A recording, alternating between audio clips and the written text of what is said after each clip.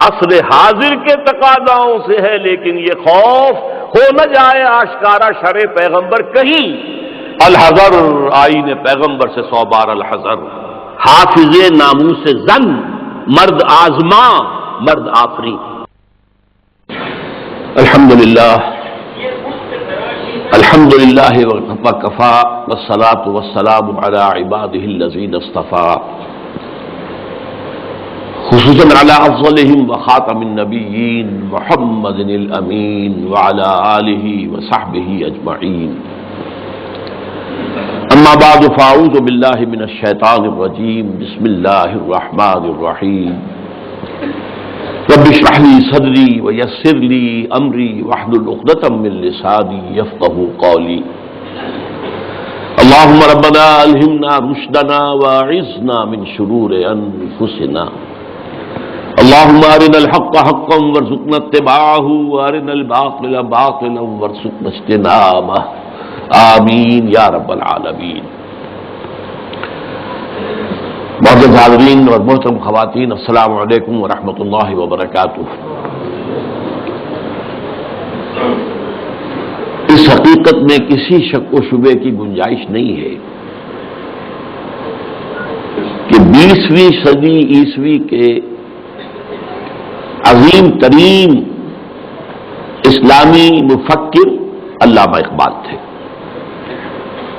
مزید برآں وہ ملت اسلامیہ کے احیاء کے علم بردار تھے، بلکہ اس کے مبشر تھے۔ انہوں نے بشارت دی تھی کہ اب یہ شاخ ہاشمی کرنے کو ہے، پھر برگ و بر پیدا۔ بشارت دی تھی کتاب ملت بیضا کی پھر شیرازہ بندی ہے، یہ شاخ ہاشمی کرنے کو ہے، پھر برگ و بر پیدا۔ تو یہ صرف اس کی احیاء کے علم بردار ہی نہیں تھے، مبشر بھی تھے۔ سب سے بڑھ کر وہ اسلام کی نشأت ثانیہ کے علم بردار تھے۔ میں ان دو چیزوں کو ذرا علیحدہ کر رہا ہوں، اسلام کی نشأت ثانیہ اور ملت کی دوبارہ دنیا میں سربراہی کا پیدا ہونا، یہ ہمیشہ ساتھ نہیں رہے ہیں۔ ابتدا میں اسلام ابھرا عربوں کے ساتھ، حضور بھی صلی اللہ علیہ وسلم عرب تھے، خلافت راشدہ خلفائے اربعہ عرب تھے، لیکن خلافت راشدہ کے اختتام کے ساتھ اسلام کا زوال شروع ہو گیا۔ ریاست کی سطح پر سے اسلام خارج، اب جس کے پاس طاقت ہے وہ حاکم ہوگا۔ امرہم شورا بینہم، پس پشت، جس کی لاٹھی اس کی بھینس، یہ زوال شروع ہو گیا۔ لیکن عرب اقتدار، امت کا اقتدار بڑھتا چلا گیا، بڑھتا چلا گیا، بڑھتا چلا گیا، تقریباً 500 برس تک۔ آپ کو معلوم ہے کہ جسے ہم مسلم تاریخ کہتے ہیں، مسلم تاریخ کا تو زینت وہی ہے۔ ہارون الرشید کا زمانہ، مامون الرشید کا زمانہ، امین الرشید کا زمانہ، یہ ہے اصل دور۔ لیکن یہ خلافت راشدہ تو نہیں تھی، ملوکیت تھی، جسے علامہ اقبال نے امپیریلزم کہا ہے، عرب امپیریلزم، اپنے لیکچرز میں، اپنے خطبہ الہ آباد میں۔ اس کے بعد مسلمانوں پر بہت بڑا زوال آیا، بہت بڑا زوال آیا۔ پہلے صلیبیوں کے ہاتھوں آیا، لاکھوں مسلمان قتل ہوئے۔ میڈیٹرینین کا پورا علاقہ جو ہے وہ عیسائیوں کے قبضے میں چلا گیا، یروشلم ہمارے ہاتھ سے نکل گیا، 88 برس تک عیسائیوں کے پاس رہا، 1099 سے 1187 تک۔ اس کے بعد پھر ایک مرتبہ لے لیا ہے، 13ویں صدی کے شروع میں پھر عیسائیوں نے واپس لیا، پھر واپس لیا گیا ہے۔ بہرحال یہ پہلا جو تھا زوال کا ہمارا پہلی سیڑھی تھی، لیکن اس کے بعد زوال آخری انتہا کو پہنچا ہے 13ویں صدی میں، تاتاریوں کے ہاتھوں کروڑوں مسلمان قتل ہوئے۔ میں جو بات بتا رہا ہوں وہ یہ ہے کہ اسلام اور مسلمان کو ایک شے نہ سمجھیے۔ ابتدا میں وہ ایک تھے، خلافت راشدہ کے بعد اسلام کا زوال، لیکن مسلمانوں کا عروج جاری رہا، بلکہ وہ اپنی انتہا کو پہنچا۔ پھر مسلمانوں کا بھی زوال آ گیا،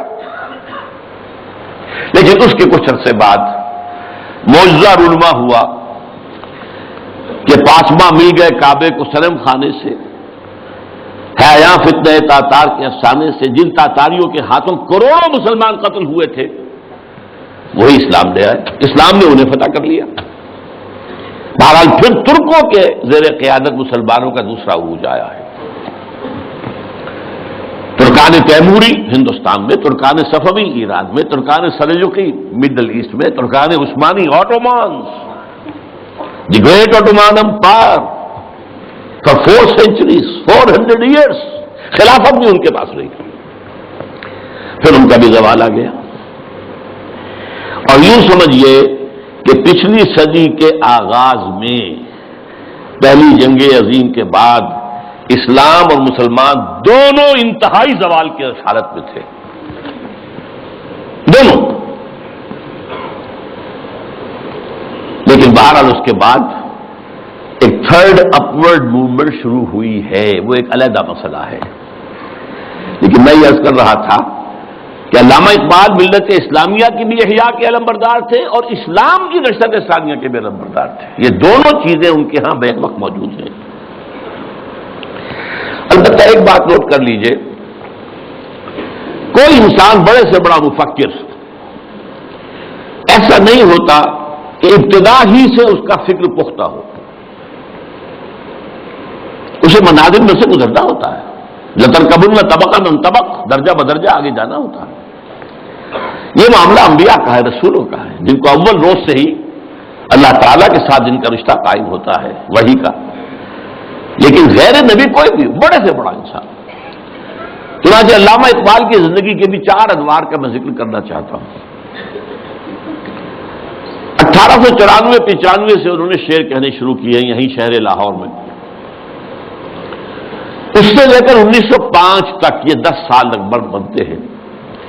وہ ایسے ہی ایک شاعر تھے جیسے بہت دوسرے شاعر ہوتے ہیں، بس یہ کہ اس میں فنی طور پر کچھ ان کا پڑھنا بھاری ہوگا بعض اعتبارات سے، لیکن وہی عشق و محبت کی باتیں اور وہی ہجر اور وصال کے قصے اور وہی گل و بلبل کی داستانیں،